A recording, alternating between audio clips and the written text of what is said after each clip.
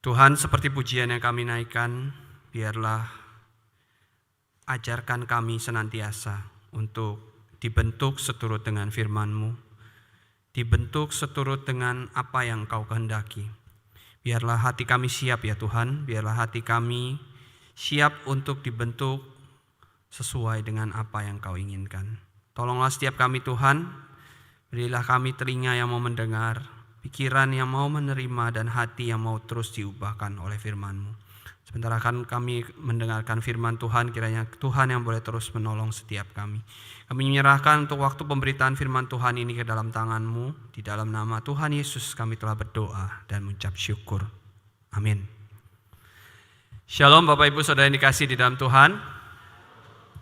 Ya, hari ini kita akan bersama-sama kembali melanjutkan khotbah berseri kita dari Injil Markus. Kita akan bersama-sama belajar dari Injil Markus. Kita akan melihat apa yang coba dikatakan melalui Injil Markus. Di minggu lalu Pendeta Meling sudah menyampaikan bagi kita dari Markus pasal yang pertama. Kita sudah belajar bagaimana Tuhan sebagai inisiator yang memulai, yang memanggil kita untuk menjadi murid-muridnya.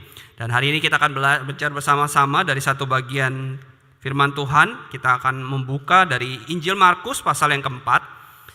Saya mengajak kita semua membuka dari Injil Markus pasal yang keempat. Kita akan membacakan ayat yang pertama sampai ayat yang ke-9. Kita akan membacakan secara bergantian. Saya akan membacakan ayat yang pertama, Bapak Ibu sekalian membacakan ayat yang kedua, begitu seterusnya bergantian sampai dengan ayat yang ke-9. Injil Markus pasal yang keempat, ayat yang pertama sampai dengan 9, demikianlah firman Tuhan. Pada suatu kali Yesus mulai pula mengajar di tepi danau, maka datanglah orang banyak yang sangat besar jumlahnya mengerumuni Dia, sehingga Ia naik ke sebuah perahu yang sedang berlabuh lalu duduk di situ, sedangkan semua orang banyak di darat di tepi danau itu.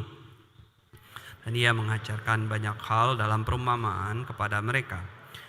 Dalam ajarannya itu Ia berkata kepada mereka. Ayat yang ketiga, dengarlah, ada seorang penabur keluar untuk menabur. Itu Ia menabur sebagian benih jatuh pinggir jalan, lalu datanglah burung memakannya sampai habis. Sebagian jatuh di tanah yang berbatu-batu yang tidak banyak tanahnya, lalu benih itu pun segera tumbuh karena tanahnya tipis. Tapi sudah matahari terbit, layulah ia menjadi kering karena tidak berakar. Sebagian lagi jatuh di tengah semak duri, lalu semakin besarlah semak itu dan menghimpit sampai mati sehingga ia tidak berbuah.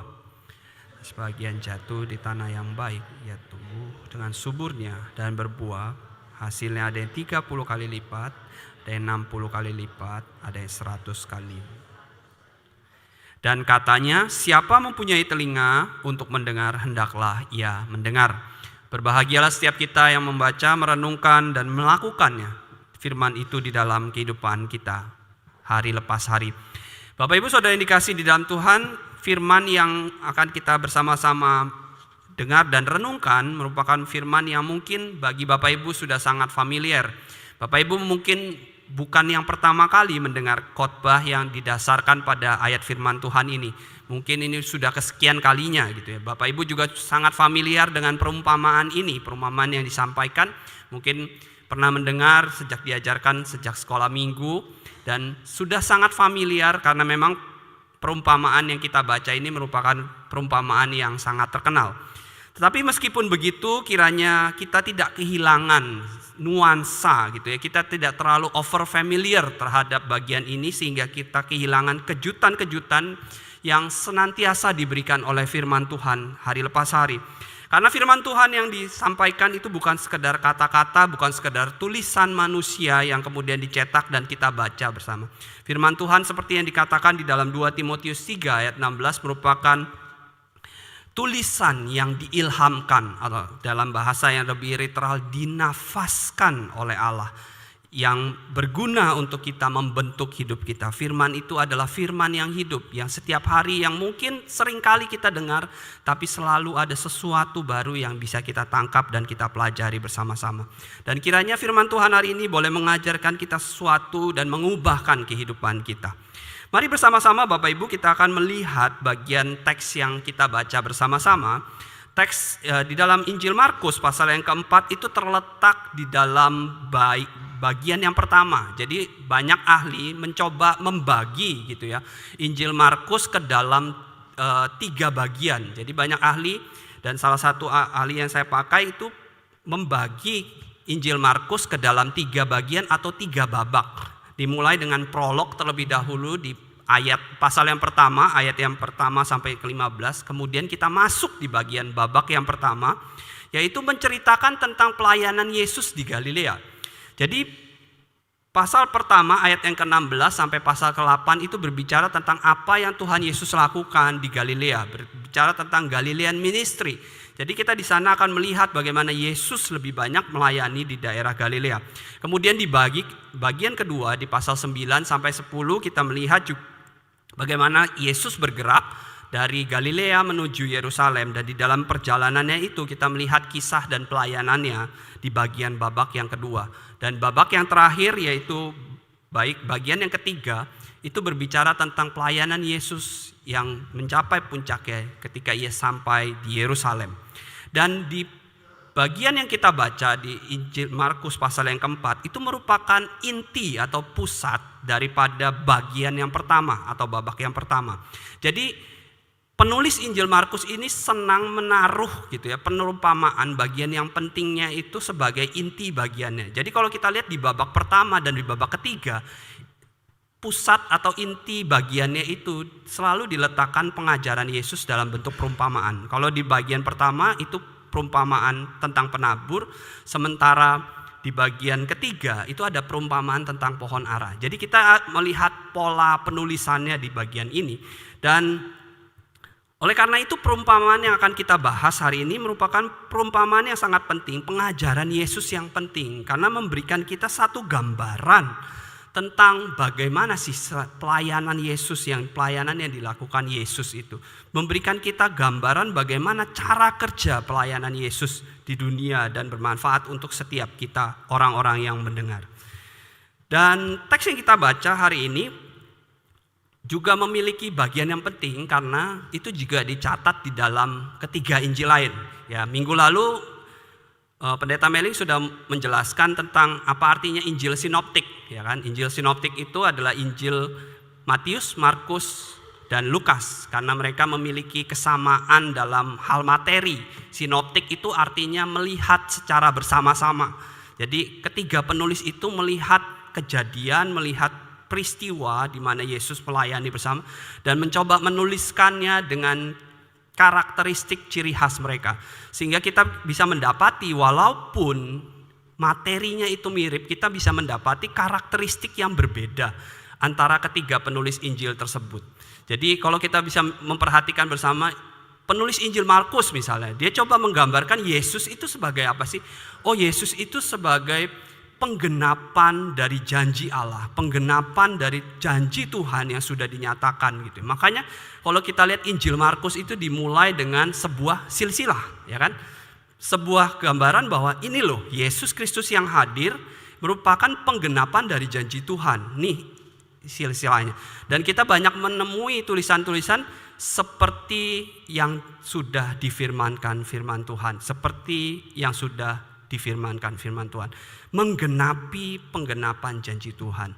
Injil Lukas, kalau kita lihat, Injil Lukas itu coba menggambarkan Tuhan Yesus itu seperti apa. Injil Lukas itu coba menggambarkan Tuhan Yesus itu sebagai sahabat atau pribadi yang merangkul orang-orang yang terpinggirkan, orang-orang yang termarginalkan, orang-orang yang gak dianggap sama masyarakat. Makanya dia sangat concern banget tentang hal-hal yang berkaitan dengan orang-orang yang terabaikan. Berita kelahiran juru selamat, berita kelahiran Yesus datangnya dari siapa? Kepada siapa pertama kali? Perempuan. Perempuan, golongan yang pada masa itu adalah orang-orang yang terpinggirkan, yang gak dianggap, yang gak punya suara sama sekali. Kemudian berita kelahiran juga datang kepada para gembala. Orang yang buangan, gak dianggap sama kelompok masyarakat lain. Tetapi justru firman Tuhan itu datang, memberikan gambaran bahwa Tuhan Yesus, juru selamat kita, adalah juru selamat bagi semua orang. Sedangkan di dalam Injil Markus itu coba menggambarkan apa? Ada bagian yang sangat penting di bagian ini yang coba kita lihat, bahwa sedari awal Injil Markus itu coba menggambarkan, memberikan kita sebuah driving motif ya, istilahnya perspektif atau kerangka berpikir sedari awal, yang dimulai ketika dia mengatakan bahwa kerajaan Allah sudah datang, kerajaan Allah sudah dekat, menerimalah, dengarlah, dan bertobatlah. Dan itu diulang-ulang terus. Dari awal kita sudah melihat bahwa Injil Markus itu berusaha menyampaikan bahwa kerajaan Allah itu sudah datang dan sedang bekerja dan sedang bertahta di dunia ini. Namun cara kerjanya itu tidak akan ada orang yang menduga. Cara kerjanya itu mungkin tidak biasa. Kenapa Injil Markus itu perlu menggambarkan seperti itu kepada para pembacanya? Karena penulis Injil Markus melihat bahwa para pengikut Yesus itu seringkali memiliki kesalahan berpikir. Jadi banyak orang yang mengikuti Tuhan Yesus itu punya satu perspektif atau punya ekspektasi sendiri. Mereka itu adalah orang-orang yang sangat terpapar dengan perjanjian lama, sangat belajar, sangat paham bahwa nanti nih Allah akan mengutus Mesias, akan mengutus juru selamat. Tetapi di dalam bayangan mereka punya gambaran bahwa Mesias yang akan datang itu akan terwujud dalam satu kekuasaan politik, satu kerajaan, satu kekuatan militer yang sangat besar, yang kemudian akan menggantikan kerajaan yang sedang berkuasa, kekaisaran sekarang yang berkuasa, dan kembali membangkitkan bangsa Israel kepada masa kejayaan. Dan itulah ekspektasi yang mereka harapkan. Jadi ketika mereka mengikuti Yesus, mereka mengharapkan ini kapan nih waktunya kita akan kembali berkuasa. Kapan nih kembali kita akan mendirikan kerajaan yang telah lama hilang, yang telah lama tidak ada ini. Dan itulah yang coba digambarkan oleh Injil Markus sedari awal kepada kita, para pembaca, bahwa kerajaan Allah ini sudah datang, sudah bertahta, sudah berlangsung, sudah memerintah sekarang. Namun cara kerjanya itu tidak akan bisa kamu duga. Mungkin cara kerjanya tidak akan kamu bisa tahu bagaimana caranya. Nah, bagian ini saya mau ngajak kita semua untuk merefleksi kepada setiap kita, Bapak Ibu. Kita sebagai pengikut Tuhan, kita itu kadang sering datang dengan satu ekspektasi tertentu ketika kita mengikut Tuhan, ketika kita datang beribadah, ketika kita datang untuk mengikut Tuhan gitu ya. Kita ada satu ekspektasi tertentu. Mungkin ada kita yang datang menjadi pengikut Tuhan, kita datang beribadah dengan harapan bahwa menjadi orang Kristen kita akan diberikan banyak terobosan-terobosan untuk membuat kita menjadi seorang yang sangat sukses secara materi. Mungkin ada, dan banyak orang yang datang dan menjadi orang Kristen, jadi pengikut Yesus, berharap seperti itu. Menjadi orang Kristen, mengikut Yesus itu berharapkan terus-menerus diberikan terobosan-terobosan supaya kehidupan finansialnya semakin lebih baik. Mungkin ada juga yang datang mengikut Tuhan Yesus dengan harapan bahwa saya akan diberikan sukacita, saya akan diberikan kesehatan senantiasa, sakit dijauhkan, kita akan selalu menjadi kepala bukan ekor gitu ya. Mungkin ada yang mengikut Tuhan. Dan saya mau berkata begini Bapak Ibu, mari kita bersama memeriksa kembali gitu ya, ekspektasi harapan-harapan kita. Datang dengan sebuah ekspektasi tertentu itu gak apa-apa. Karena kita tidak mungkin datang mengikut Tuhan dengan dalam kekosongan, itu kita gak mungkin. Tetapi saya mau mengatakan begini, bahwa jangan ekspektasi kita itu membatasi cara kerja Tuhan untuk membentuk hati kita, cara pandang kita, dan pikiran kita. Akhirnya kita sama dengan para pengikut Tuhan Yesus yang mengikut pada masa itu. Dia ikut rame-rame, berombongan. Dan akhirnya ketika mendengar, kok begini ya pemberitaan firman Tuhan. Dan akhirnya banyak juga yang meninggalkan Tuhan. Ternyata gak sesuai dengan harapan. Sebenarnya menjadi poinnya kita yang ikut Tuhan, atau Tuhan yang ngikutin kemauannya kita gitu ya. Sebenarnya menjadi Tuhannya itu siapa gitu. Nah ini saya mau mengajak kita semua untuk kita punya gambaran seperti itu. Kita harus seperti bejana yang siap untuk dibentuk.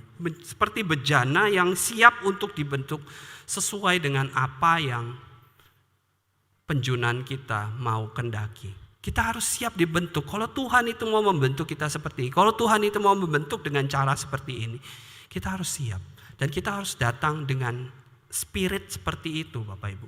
Kita harus datang dengan satu pikiran dan iya Tuhan, aku siap untuk dibentuk seturut dengan kehendak. Meskipun cara pembentukannya mungkin kita gak suka. Meskipun apa yang disampaikannya kita gak setuju, saya gak sesuai. Tapi itulah yang diinginkan Tuhan. Kita seharusnya datang seperti bejana yang siap dibentuk. Sesuai dengan apa yang Tuhan inginkan. Oleh karena itu kita akan bersama-sama coba melihat dari bagian ini. Dari Injil Markus pasal yang ke-14. Apa yang coba digambarkan, apa yang coba diberikan melalui pengajaran Tuhan Yesus melalui perumpamaan ini kepada setiap kita. Ada dua hal yang mau coba disampaikan melalui perumpamaan ini. Tuhan Yesus itu menggunakan perumpamaan tentang penabur Bapak Ibu. Tentang penabur.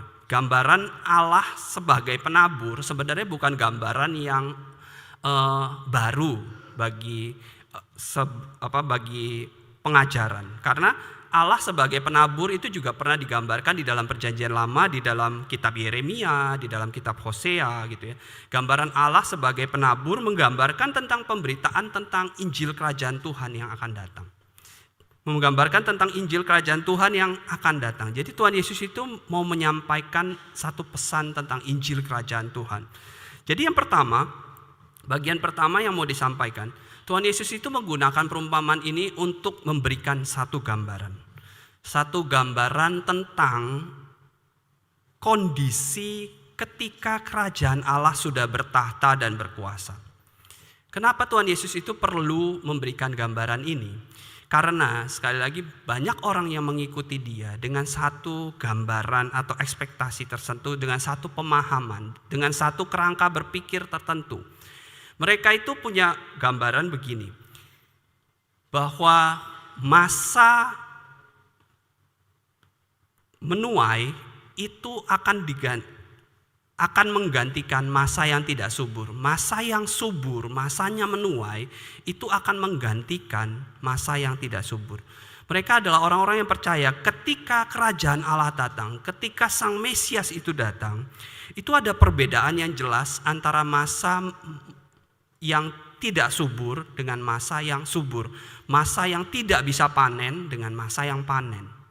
Jadi mereka itu sangat clear cut ya. Jadi yang tidak subur, terus kemudian Mesias datang digantikan masa yang subur. Kita akan selalu berlimpah-limpah gitu ya. Jadi pemahaman mereka seperti itu. Tapi Yesus mau memberikan gambaran begini, bahwa ketika kerajaan Allah datang, kita harus mendapati satu realita, bahwa akan ada ragam kondisi keadaan tanah yang akan berjalan bersamaan. Orang-orang yang bertumbuh dan tidak bertumbuh, orang-orang yang berbuah dengan tidak berbuah, itu akan berjalan saling beririsan.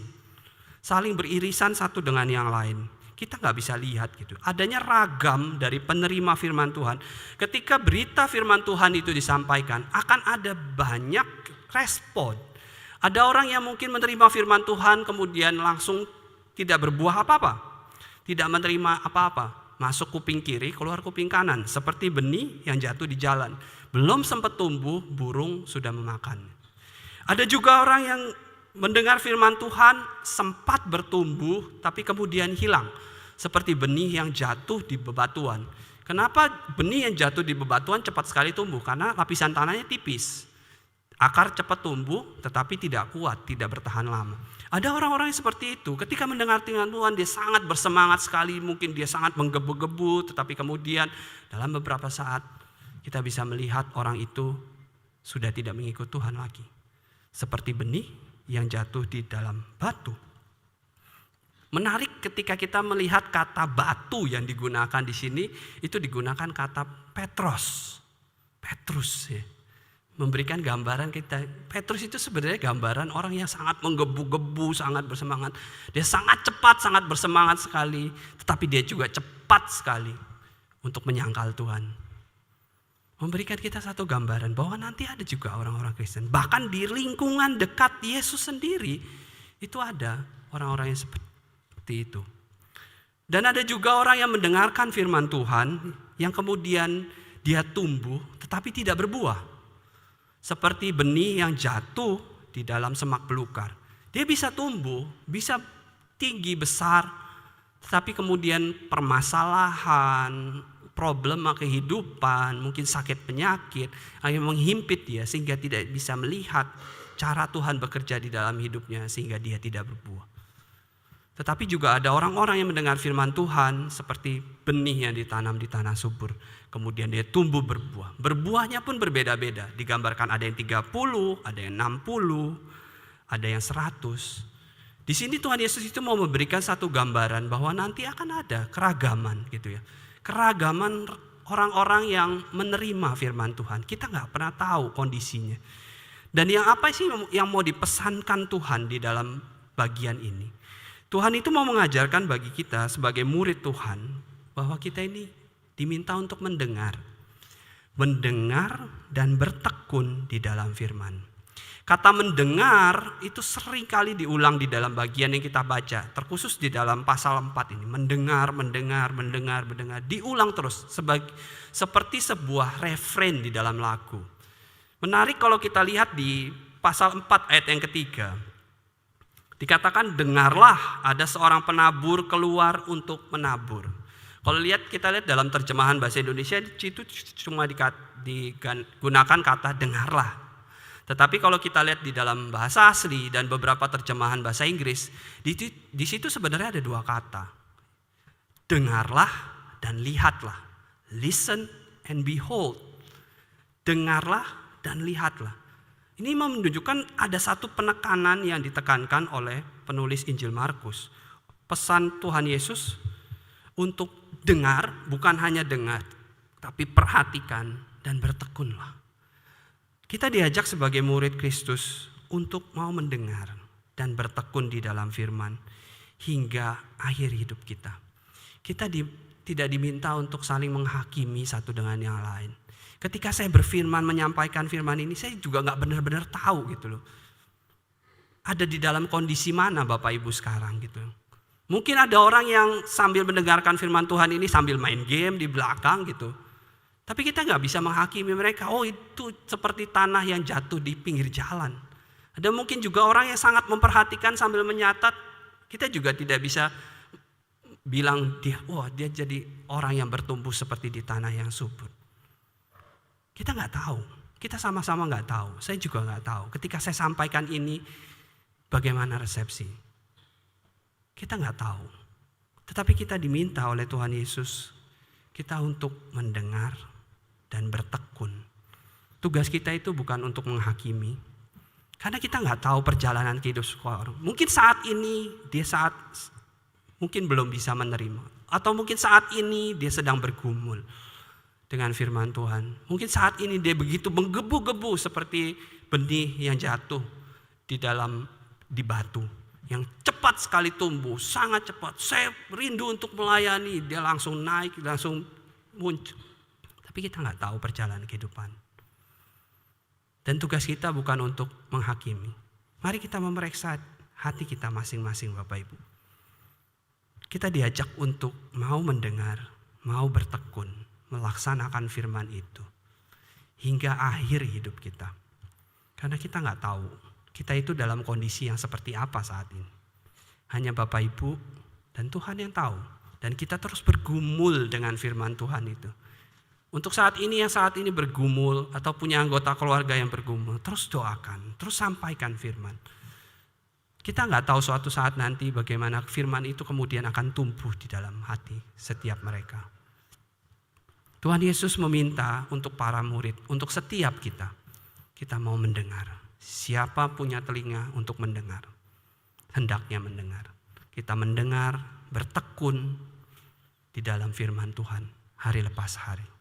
Itu bagian pesan pertama yang mau disampaikan oleh firman Tuhan bagi setiap kita. Pengajaran kedua yang mau disampaikan untuk setiap kita. Tuhan Yesus itu mau menyampaikan begini Bapak Ibu. Bahwa waktu berbuah adalah urusannya Tuhan, adalah waktunya Tuhan. Fokus kita adalah untuk memberitakan firman Tuhan itu sebanyak mungkin. Bapak Ibu ketika membaca perumpamaan ini yang mungkin mempunyai background bercocok tanam, pertanian, mungkin akan bingung ya dengan urutan cerita yang Tuhan Yesus sampaikan. Karena pada umumnya kalau kita melihat, ketika orang menabur benih biasa didahului dengan membajak tanah, ya kan? Tanahnya itu dibajak dulu, baru kemudian benih disemai atau ditaburkan. Tetapi di bagian ini langsung ditebar. Ya, kita mungkin ada kebingungan di bagian itu. Tetapi ketika kita membaca di dalam kacamata pada masa itu, memang ada metode seperti itu. Jadi di masa itu ada dua metode yang digunakan. Metode pertama adalah metode yang seperti kita gunakan saat ini. Jadi tanahnya itu dibajak dulu, kemudian benih disebar. Cara ini lebih sangat baik karena benih yang kita mau tabur itu lebih presisi gitu ya, lebih tidak boros gitu ya, lebih perhitungan gitu ya, lebih metodikal gitu ya.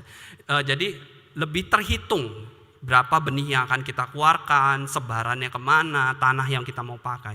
Tetapi juga ada cara yang kedua, benih itu disebarkan terlebih dahulu, baru setelah itu tanah digemburkan. Makanya penabur kenapa nggak terlalu pusing ketika ada benihnya jatuh di pinggir jalan, jatuh di semak-semak. Karena dia berharap bahwa ketika setelah itu digemburkan tanahnya, mungkin benih tersebut akan jatuh atau masuk ke dalam tanah yang subur.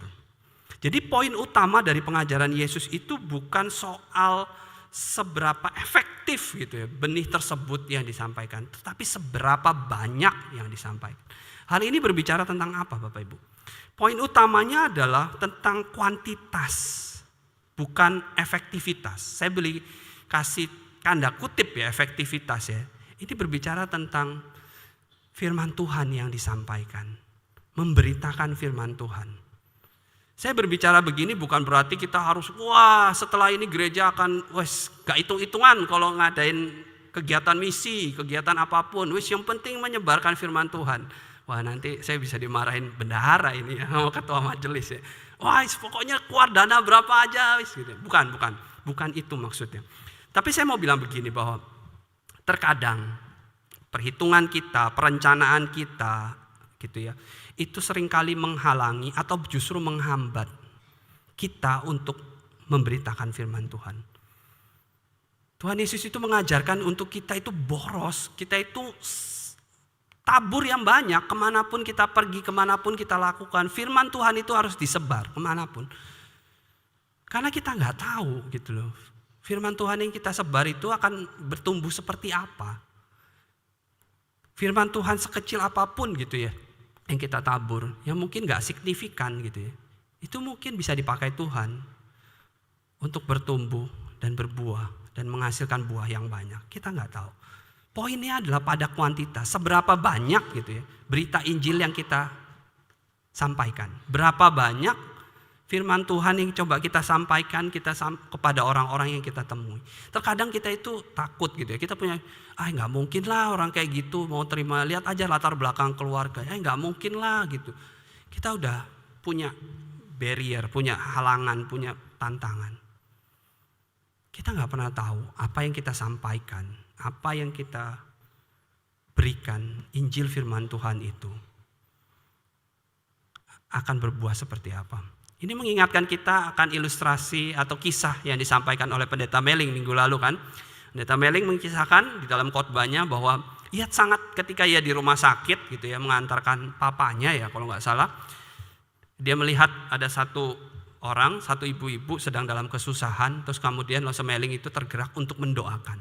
Semeling juga nggak tanya dia orang Kristen atau bukan, dia gereja mana, dia sudah percaya atau enggak. Pokoknya dia tergerak untuk mendoakan. Dia menyampaikan keyakinannya, kepercayaan pada Tuhan bahwa Tuhan yang Semeling percaya itu adalah Tuhan penyembuh, memberikan kesembuhan, didoakan. Dan kita nggak tahu hasilnya seperti apa gitu. Kita kan nggak pernah tahu gitu.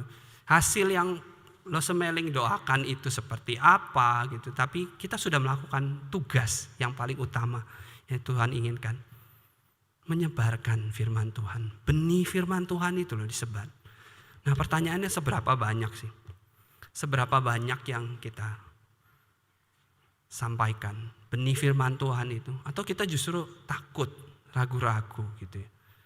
Pertumbuhan adalah bagiannya Tuhan.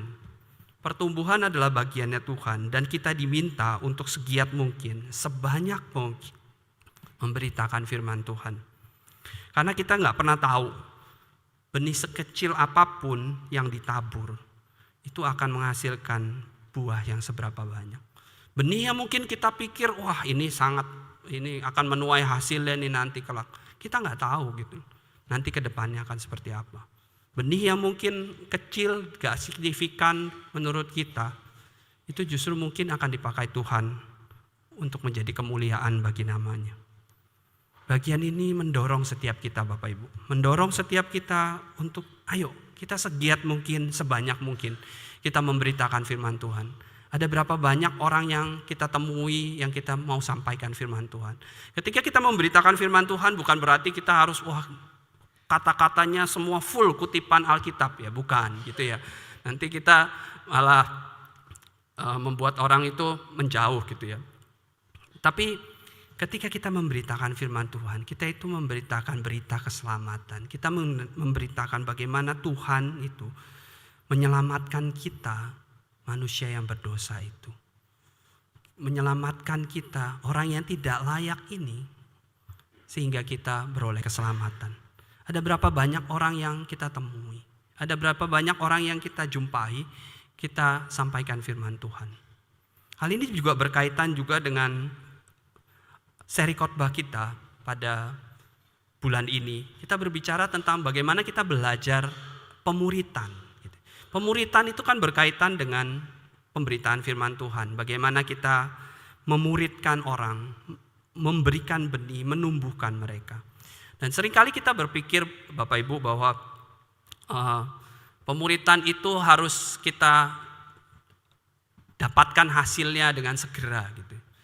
Tetapi kita harus melihat bahwa kadang ketika kita melakukan pemuritan, ketika kita mungkin mengajar anak-anak kita, mungkin anak-anak remaja atau mungkin jemaat-jemaat kita, terus kemudian setelah itu kemudian dia pindah gereja, pindah luar kota atau harus pindah kerja ke tempat lain gitu ya. Ya, kita jangan bersedih gitu loh. Kita sudah melakukan tugas kita gitu. Ya, gitu ya, udah capek-capek gitu ya dimuridkan, gak jadi berkat buat gereja kita. Mungkin kita sering berpikir seperti itu ya. Ya gak apa-apa, ya mungkin panggilan kita itu jadi seperti itu. Kita punya pelayanan poliklinik gitu ya. Sebagai pelayanan untuk misi menyampaikan firman Tuhan. Melalui pelayanan itu adalah satu kesempatan kita untuk menyatakan kasih Tuhan kepada banyak orang gitu ya. Kasihnya Tuhan kepada banyak orang yang tidak bisa mendapatkan pelayanan kesehatan yang baik dengan harga terjangkau.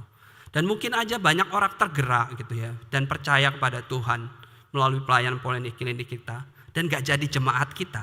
Ya gak apa-apa juga gitu loh. Kita sudah menjalankan panggilan kita untuk memberitakan Injil kebenaran firman Tuhan. Injil firman Tuhan itu harus terus disampaikan, pengajarannya, supaya setiap orang itu bisa mendengar. Kita nggak akan pernah tahu gitu. Kita nggak akan pernah tahu bagaimana benih yang kecil itu kemudian akan bertumbuhnya seperti apa. Tugas kita adalah untuk memberitakan itu sebanyak mungkin. Tuhan Yesus mau mengajarkan kita untuk boroslah gitu loh. Nggak apa-apa, boros yang ini nggak apa-apa gitu. Boros yang lain jangan gitu ya. Boros memberitakan Injil gak apa-apa gitu loh Bapak Ibu. Boros sebanyak-banyak mungkin, beritakan, jangan hitung-hitungan gitu ya. Gak usah perhitungan kalau memberitakan Injil. Lakukan sebanyak mungkin, ketemu dengan banyak orang. Gunakan kesempatan, gunakan waktu kita, karena kita gak pernah tahu. Gitu. Tetapi saya mau nutup begini Bapak Ibu. Melakukan sesuatu yang hasilnya gak pernah kita lihat itu kan kadang capek ya. Benar gak sih? Jemaat udah makin dikit gitu. Terus gimana nih cara nambah jemaat gitu kan. Tapi saya mau menutup khotbah ini dengan satu kesaksian, satu kisah begini Bapak Ibu. Ini cerita dari istri saya. Istri saya itu adalah seorang visual designer ya. Desainer visual. Jadi kerjanya adalah mendesain